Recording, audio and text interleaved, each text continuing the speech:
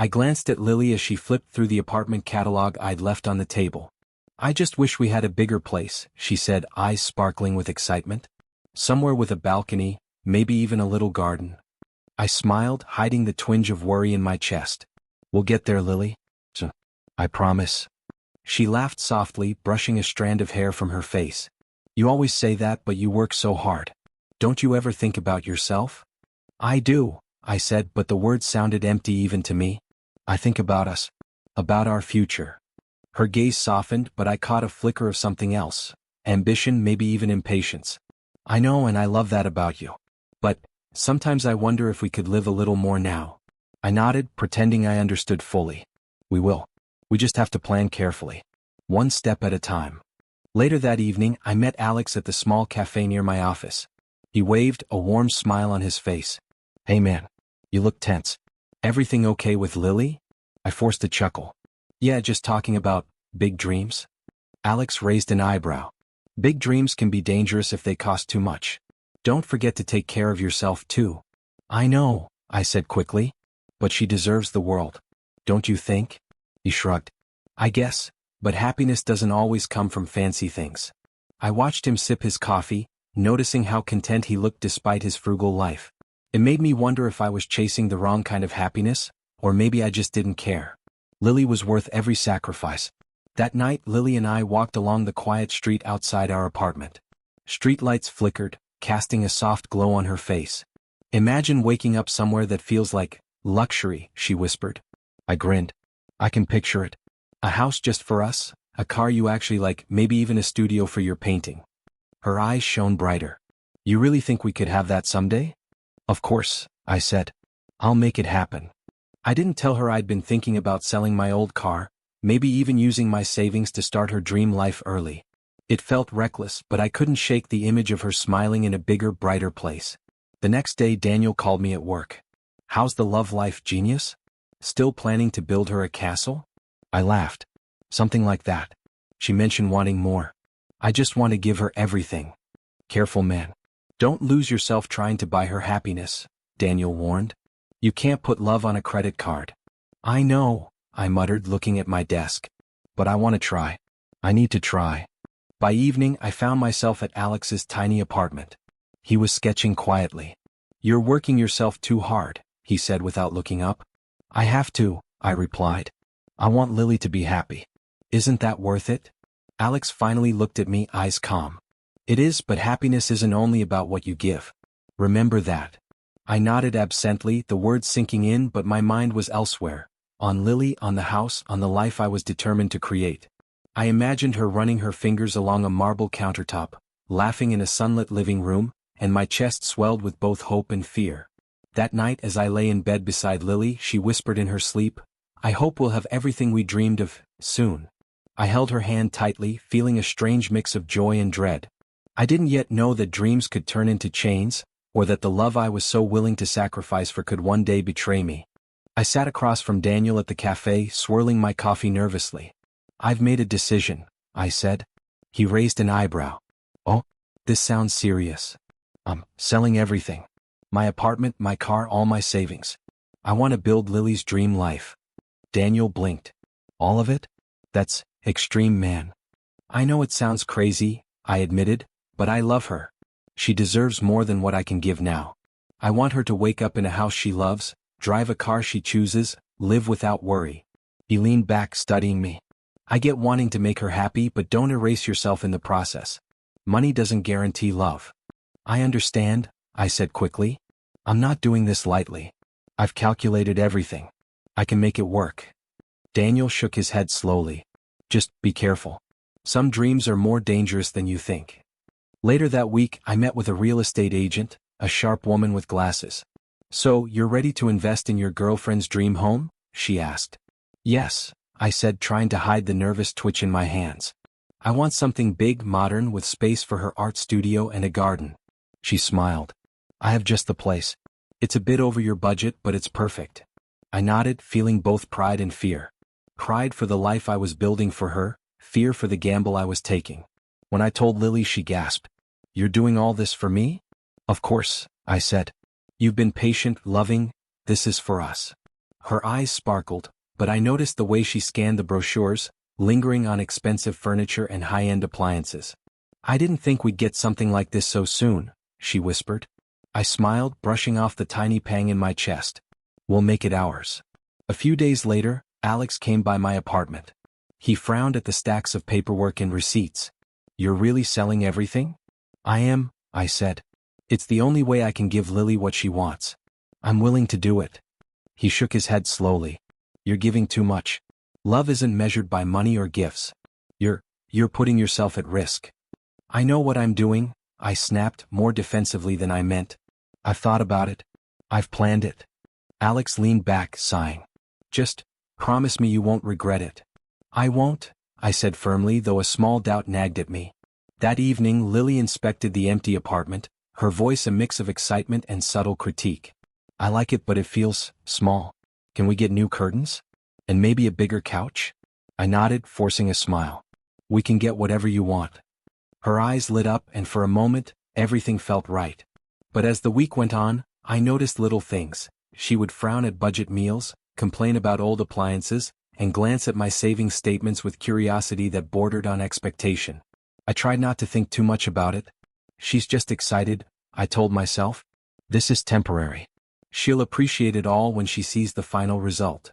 One night Daniel called again. "How's it going?" "Lily, satisfied?" I hesitated. "She's picky. I don't mind. I want her happy." "Just make sure you're happy too," Daniel said. "It's easy to lose yourself when you're chasing someone else's dreams." "I'll be fine," I said, though a small voice inside me whispered doubt. By the weekend I was signing papers at the bank, transferring funds, and finalizing the apartment sale. The weight of responsibility pressed on me, but I told myself it was worth it. Every signature, every calculation, every sleepless night was for Lily. Later, Alex watched me tally numbers at my desk. "I hope you know what you're doing," he said softly. "I do," I replied, forcing confidence into my voice. "I have to. I love her." He shook his head again but said nothing more. That night, Lily sat beside me on the couch, holding my hand. "Thank you," she whispered. "I don't know what I'd do without you." I smiled, feeling a rush of warmth, but also the first twinge of fear. Something about her tone, her eyes, hinted at desires I wasn't sure I could fulfill. I brushed it off. I had made my choice. I had promised her everything. And I would keep that promise no matter the cost. The moment I stepped into the new house, I felt a rush of pride. Lily twirled in the living room, her smile bright, her laughter filling the space. "It's perfect," she said, arms wide. "I'm glad you like it," I said, trying to keep my voice steady. "I wanted everything to be exactly what you dreamed of." She laughed again, picking up a decorative vase. "You did more than I ever imagined. This is everything." For a few days everything felt perfect. I watched her unpack, arranging the rooms, choosing furniture, and occasionally glancing at me with those soft eyes. But soon subtle changes crept in. One evening she was on her phone, giggling at something. "What's so funny?" I asked, trying to sound casual. "Nothing," she said quickly, hiding the screen. "Lily," I pressed. "You can show me. I'm not going to judge." Her smile faltered. "Really, it's just a friend. You wouldn't understand." I frowned, a small knot forming in my chest. "Try me. I want to understand." She shrugged, putting the phone down. "It's nothing." Days later, I accidentally glanced at her phone while she was charging it on the counter. A message popped up from Alex. "I miss you. Can't wait to see you again." My chest froze. I blinked, staring at the screen. Surely this was a mistake. I heard her voice behind me. "Who are you texting?" I asked, turning slowly. No one," she said, voice tight. "Why?" "Alex." My voice rose, disbelief and pain mixing into one. "Why is he?" Lily's eyes met mine, calm but cold. "I can't lie to you, not anymore." I swallowed hard. "What do you mean?" "I have feelings for Alex," she said, each word stabbing me. "I've tried. I really have, but you provided everything, yet you never truly understood me." My mind went blank. I sold everything, for you. I built this life for you. "And yet," she said softly, "I feel trapped. You give, but you don't see who I am." I felt my knees weaken. "So, this is it? You're leaving me for him?" She didn't answer immediately. "I can't lie, I've already started seeing him. I didn't plan for it, but it happened." "Seeing him?" My voice cracked. Alex? My cousin? The man you've known for years? She nodded. It's complicated. I didn't want to hurt you, but I can't stay. Not like this. I staggered back, the walls of the house closing in. You're just throwing everything away? Us. I need more than what you can give, even if it sounds cruel, she said, eyes cold now, unwavering. I've realized I want something else. Something real for me. I clenched my fist. Real? Is this real? My voice shook. You lied while I worked day and night for you. I didn't lie, she said, voice eerily calm. I just changed. I felt numb. And Alex, he knew? She hesitated. Yes. But it's not like I planned to hurt you. It just happened. I stumbled toward the door. You destroyed everything. You destroyed me. I didn't destroy you, she said almost gently. You destroyed yourself trying to build me. I can't live like that. I slammed the door behind me and ran to the garden, the night air heavy on my lungs. My heart pounded. My thoughts raced in a violent storm. Betrayal, heartbreak, disbelief. Alex. Lily, the house, all of it meant nothing to her now. I sank onto the grass, shaking. How could you? I whispered to the night. After everything I did for you, how could you? Memories of laughter, late-night talks, and promises replayed in my mind, each one twisting into agony. I thought of Alex, always kind, always quiet. How could he, my own cousin, betray me like this? And Lily, the woman I sacrificed everything for, she had chosen him over me. A bitter anger mixed with despair rose in my chest. I wanted to scream, to rage, to tear everything down. But mostly I felt hollow. Empty. I had built her dream life, and she had left me with nothing. I hadn't left the apartment in days. The silence was suffocating, broken only by the hum of the refrigerator and the occasional creak of the floorboards. Every corner reminded me of her laughter, her smile, the betrayal. A knock on the door startled me. Who is it? I called, voice rough. Daniel. Open up, man, came his familiar tone. I hesitated, then unlocked it. He stepped inside, eyes scanning the apartment, taking in the empty boxes and the scattered papers. You've been avoiding everyone, he said softly. Talk to me. Let me in. I don't want to talk, I muttered, dropping onto the couch. Daniel crouched in front of me. You can't keep punishing yourself. You need to move or you'll drown in this anger. I don't care anymore, I whispered. She left. Everything I built, everything I sacrificed, it meant nothing.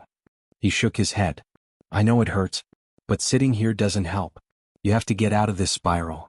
I buried my face in my hands. I don't even recognize myself anymore. I gave her my life, Daniel, my everything. And she left me for Alex, my cousin. Daniel's eyes softened. I can't pretend to fix this, but you're stronger than you think. You just need to see it for yourself.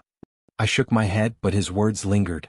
A part of me wanted to believe him, wanted to rise above this, but the raw ache in my chest wouldn't let me. Later, I scrolled aimlessly through social media, not expecting anything. Then I saw it, a photo of Lily and Alex sitting in the living room I'd bought for her, laughing as if we'd never existed. My hands trembled. The vase I'd chosen, the couch I'd picked, all there, all hers, all stolen from me in a single click. Unbelievable, I muttered, voice shaking. She's flaunting it, like it's a trophy. Daniel leaned against the doorway. Saw her online? I nodded, unable to tear my eyes from the image. I can't believe this. Every sleepless night, every sacrifice, for nothing. He crossed the room, putting a hand on my shoulder. It's not nothing.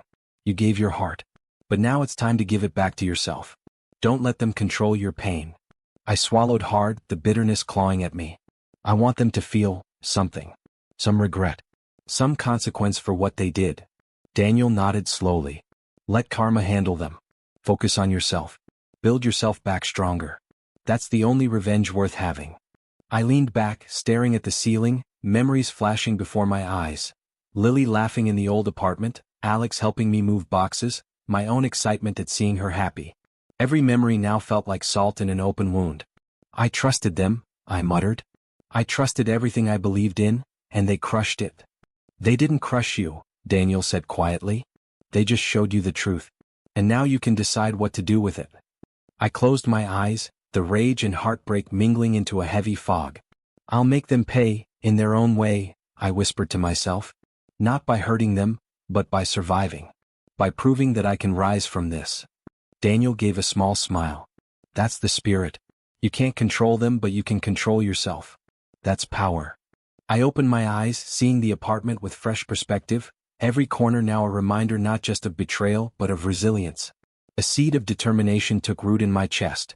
Lily and Alex had taken what they wanted, but they hadn't taken me. Thanks, Daniel, I said quietly. I'll try. I don't know how yet, but I'll try. He nodded. One step at a time. Just start. That's all you need. I sank back into the couch, letting the quiet settle around me, but this time it wasn't suffocating. It was a challenge, a call to rise. And deep down, I knew that my heartbreak, my anger, and my betrayal would fuel the man I was about to become. I woke up that morning and looked at myself in the cracked bathroom mirror. No more hiding, I muttered. I'm done being broken. My phone buzzed. Daniel's name flashed. Morning, man, he said when I answered. You still in bed, or are you ready to start? I'm ready, I said, surprising even myself. Good. I have a friend who needs help moving some equipment. Pays decent. Thought you could use it. Sure, I replied, grabbing my jacket. It wasn't much, but it was a start. The moving job was exhausting, but every heavy box I lifted felt like a step away from the despair that had weighed me down. One of the workers, a young guy named Mark, noticed my focus. You're serious about this, huh? Yeah, I said, wiping sweat from my brow. I need to rebuild. I can't let my life fall apart. He smiled. Good mindset. Keep it up. Later I met Daniel for coffee. How's it feel to work for yourself again? He asked. Tiring, I said, but good. Feels like I'm finally doing something for me. Daniel leaned back. You're starting to see, right? It's not just about revenge. It's about reclaiming your life. I nodded. I'm getting there. Over the next few weeks, I took more odd jobs, cleaned apartments, did freelance work. Every small paycheck felt like a victory. Each morning I looked at the mirror and told myself, you're stronger than you think. Meanwhile, gossip and social media kept me informed about Lily and Alex. Lily complained online about Alex's inability to manage bills. Alex seemed uncomfortable with her lavish demands. Figures, I muttered one night. They're not as perfect as they pretend. I ran into a new acquaintance at a cafe, Jenna, who worked in marketing. You look different, she said. Different? I asked, intrigued. Confident. Like you've stopped worrying about everyone else and started living your own life. I smiled, something genuine this time. I guess I'm learning too. Daniel called again. You seeing the cracks in their story? I am, I said. Alex is stressed. Lily's expectations are huge. They're starting to clash. Daniel laughed. And you're just watching? Exactly, I said. I won't interfere. Karma has a way of working itself out. One evening I was painting in my tiny rented studio, something I hadn't done in years. The strokes were rough at first, but then I found rhythm. My hands worked with purpose. I felt alive again. A coworker at a part-time job, Priya, noticed. You've got talent, she said. Ever thought about showing your work? I haven't, I admitted. But maybe it's time I do. Daniel texted me later. Feeling better? I typed back. Stronger. Angry less, thinking more. Watching. Waiting. Growing. Some nights I still thought of Lily. But the thoughts were different now. Less hurt, more strategic. I remembered the nights I stayed up planning every detail for her happiness. Now I planned for mine. I considered savings, career steps, and future stability. You're turning it around, I told myself one night, looking at my reflection. You're not just surviving. You're preparing to thrive. Every setback they faced, every minor frustration I heard about, reminded me I was no longer powerless. Alex snapping at Lily over bills, Lily sulking over a broken vase. They were human, flawed, and the facade was cracking. I smiled quietly, feeling neither joy nor malice, just the quiet satisfaction of watching life balance itself. By the end of the month, I was no longer the man crushed by betrayal. I was a man rebuilding, learning patience, strategy, and self-respect. Anger was no longer my chain, it had become my fuel. I looked out the window, city lights flickering, and whispered, this is only the beginning. I'll rise. They'll see, in time. I spotted Lily's post first, another picture, this time of her and Alex at a restaurant. But the caption read differently than their usual show of perfection. He never listens. I can't do this. I frowned, curiosity mixed with disbelief. I called Daniel immediately. You seeing this? Yeah, he said, voice cautious. Looks like trouble. It's about time, I muttered, scrolling through the comments. People were already noticing the tension. One asked, Are you two okay? Another said, drama alert. Daniel chuckled softly. Don't get too excited, man. It's still theirs to deal with. I know, I replied. But it's satisfying seeing the cracks. A few days later, I walked past a cafe where they'd been spotted arguing. I didn't approach, just observed. Alex's face was red, voice raised. You spent how much on this? We can't afford this. Lily snapped back, pointing. I worked too hard to live like this. Don't tell me what I can't have. I leaned against a wall, arms crossed. Their arguments were loud, messy, public. I felt a strange mix of vindication and unease. Why did it feel good to watch them falter, yet make my stomach twist at the same time? Later Daniel called again. You're still watching?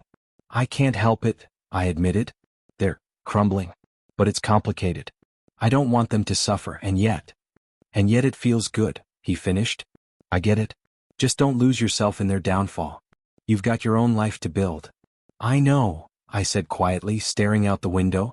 I think I'm finally realizing I don't need them. I don't need them to feel complete. That night, I found a photo Lily had tagged on social media. Alex looking guilty, Lily glaring, clearly frustrated. I whispered to myself, they're human. They weren't perfect and they never were. Days passed and every snippet I saw painted the same picture. Financial disputes, petty arguments, and public humiliation.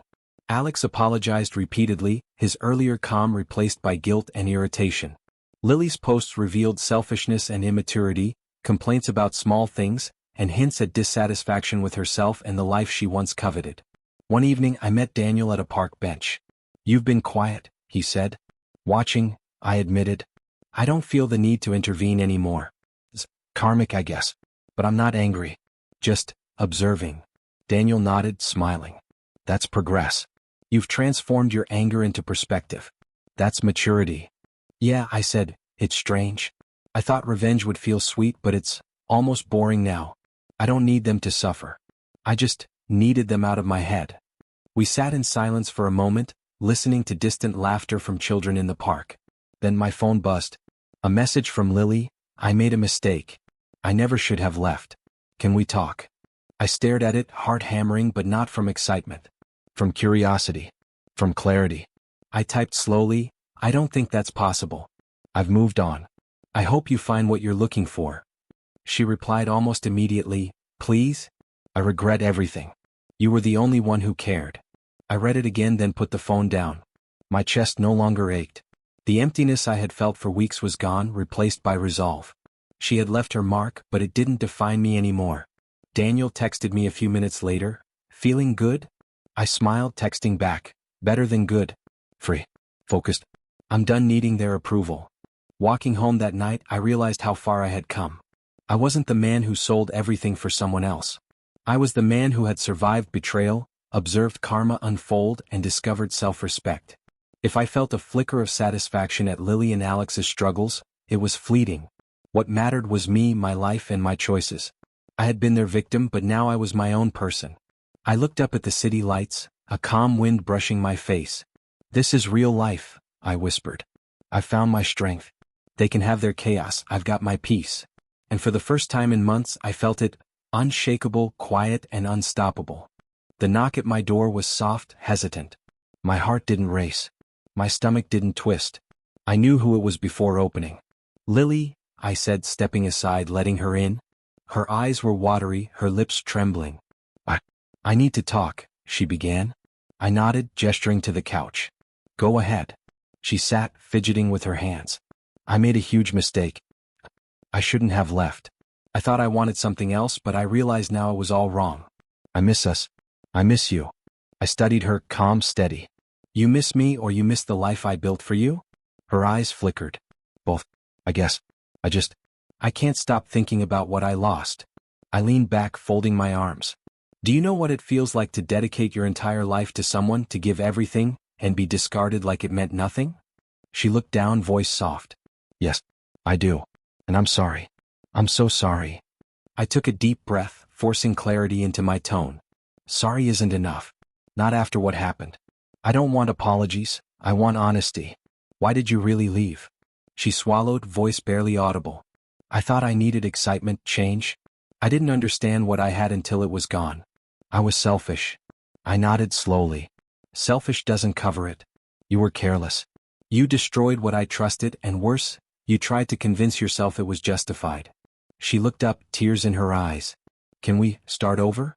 I've changed. I promise I'll be better. We can fix this. I shook my head, calm but firm. No, Lily.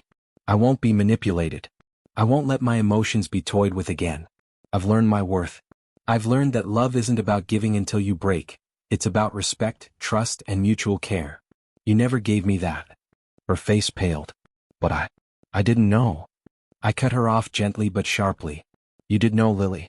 You knew exactly what I gave and you chose to take it for granted. You chose someone else. You made your decision and now you live with it. I don't need your remorse to validate me. I don't need you to fix anything. She pressed her lips together, words failing her. Just then Alex appeared behind her, awkward, guilty. Look, I didn't mean. I held up a hand. Don't justify yourself. I watched both of you. I saw the cracks, the frustration, the tension.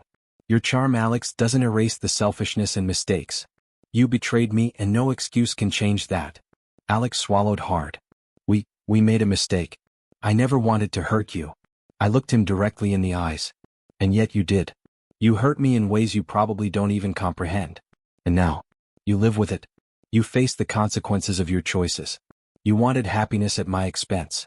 Enjoy what you've built, but know it's fragile. He nodded, shame in his posture, and I felt no satisfaction in triumph. Only clarity. Turning back to Lily, I said quietly, closure isn't about revenge. It's about understanding, accepting, and moving forward. I don't need you. I don't need Alex. I need me. She sniffled, voice breaking. I wish I could take it all back. I shook my head. You can't. And I won't let the past dictate my future. I forgive not for you but for me. I release this hurt, this anger, this longing. It's mine to let go, not yours to manipulate. Silence hung between us. She wanted words, a plea, maybe even a reconciliation. But I had none to give. My power wasn't in revenge, it was in self-respect, in control over my own life. Daniel, waiting quietly in the corner, gave me a small nod. His presence was a reminder that I wasn't alone. My friends, my choices, my resilience, they were my allies. Not Lily, not Alex. Finally I stood. I hope you both find your own paths truly, but I will walk mine independently. And it's time you accept that my life no longer includes either of you. Lily's shoulders slumped, tears streaming. Alex's jaw tightened, silent. Both knew the finality in my voice. I opened the door, letting them leave. I didn't watch. I didn't linger. Their departure didn't matter anymore. What mattered was the man I had become, strong, self-aware, and free.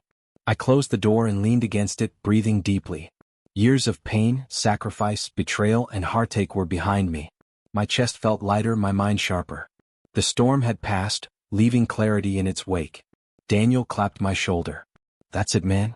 You finally let go. I smiled faintly. Yeah. I didn't need revenge. I needed myself. Karma, and life, handled the rest. He nodded. And now, I said, looking out at the city lights, I live for me. I create my own happiness. I choose who belongs in my life and who doesn't. And that is freedom. The past, with all its pain and betrayal, was over. The future was mine. And for the first time I felt completely alive. The morning sunlight spilled across my apartment, warm and inviting. I poured myself a cup of coffee, inhaling the aroma deeply, feeling something I hadn't in months, peace. Daniel called just as I settled onto the balcony. Morning, man. How's the world treating you? Better than ever, I said, smiling. I'm actually enjoying life. You sound different, he chuckled. Stronger. I am, I admitted. I finally let go of everything that weighed me down. No regrets, no bitterness. Just focus. My phone buzzed. A message from Jenna, my colleague from the cafe. Lunch today? I found a client interested in your design work. I typed back quickly, absolutely. Excited to hear about it. I remembered the night spent alone, haunted by Lily's laughter and the hollow words of betrayal. And yet that pain had led me here. I'd rebuilt not just my life but my sense of self. At the studio, I spread out sketches across the table. This is different, I told Mark, a new assistant who had joined me recently. I'm creating for me now, not anyone else. He nodded, impressed. And it shows. People are going to notice. By noon, Jenna arrived with a potential client, enthusiastic and professional. "Your work speaks for itself," she said. "We can take it national." I felt a thrill, but not the anxious thrill I once had when trying to impress Lily. This was genuine satisfaction, born of my own effort and skill. "Let's do it," I said, feeling alive and in control. Later, Daniel and I met at the park again. "So, no lingering thoughts about Lily?" he asked, tossing a bottle to me. "None," I said smoothly, catching it. "She and Alex are a chapter I've closed. I learned from them, yes, but they don't dictate my happiness anymore." Daniel grinned. "Proud of you, man. You've really grown." "I've learned a lot," I admitted, looking out over the lake. "About trust, about self-worth, about who I want to be. And mostly, about who I refuse to let control me." That evening, I met Priya, who had encouraged me to showcase my artwork publicly. "You're thriving," she said sincerely. "It's inspiring." "Thanks," I said. "It feels natural. Like this is exactly where I'm supposed to be." Back at my apartment, I glanced at a photo of the house I once bought for Lily. I smiled faintly. "That was my past," I whispered. "A memory, not a chain." I sat on the balcony again, watching city lights flicker as night fell. My phone buzzed. Social media updates from friends, congratulatory messages from clients, little notes from people I'd met during my recovery. Each ping reminded me of the life I had reclaimed. Daniel called once more. "You really sound happy," he said. "I am," I said. "And it's not just about being happy. It's about being whole. I can take care of myself, respect myself, and enjoy life without needing anyone to validate me." He laughed softly. "I've never seen you like this. Strong, calm, unstoppable." "I feel unstoppable," I said. "And I owe it to myself. All the heartbreak, all the betrayal, it shaped me. It taught me resilience, patience, and the importance of boundaries." I opened a notebook, jotting down new ideas for my designs. Every line of ink felt like progress, a symbol of forward motion. I was creating not for admiration, not for anyone's approval, but because I wanted to. A message from Alex appeared on my screen. "I heard about your success. Congrats." I stared at it, typing back, "Thanks. I hope you're learning from your mistakes too." No guilt, no anger, just recognition that life had balanced itself. Lily and Alex were ghosts of my past, powerless over my present and future. I closed the message and smiled, sipping my coffee. The night was quiet, calm, and filled with promise. I reflected on everything: the sacrifices, the heartbreak, the rage, the growth. Each experience had carved out the man I was today. I didn't resent the past. I honored it for teaching me strength and self-respect. Daniel popped by one last time that week. "Ready to celebrate?" he asked, holding 2 bottles of sparkling cider. "Absolutely," I said, feeling genuine warmth in my chest. Not for revenge, not for proving anything to them, but for life. For this moment. We clinked bottles and I laughed freely, a sound unburdened by pain. The city sprawled before us, bright and infinite. I realized I had everything I needed: independence, purpose, supportive friends, and a career I loved. No one else could take that from me. No betrayal, no heartbreak, no manipulations could dim the life I was building. I leaned back, looking at the night sky. "This is my life," I whispered. "Not borrowed, not given, not taken. Mine." And in that quiet, perfect moment I felt complete. Free from the past, unshackled from betrayal, and ready for everything the future had to offer. I was reborn, and nothing, not Lily, not Alex, not anyone, could change that.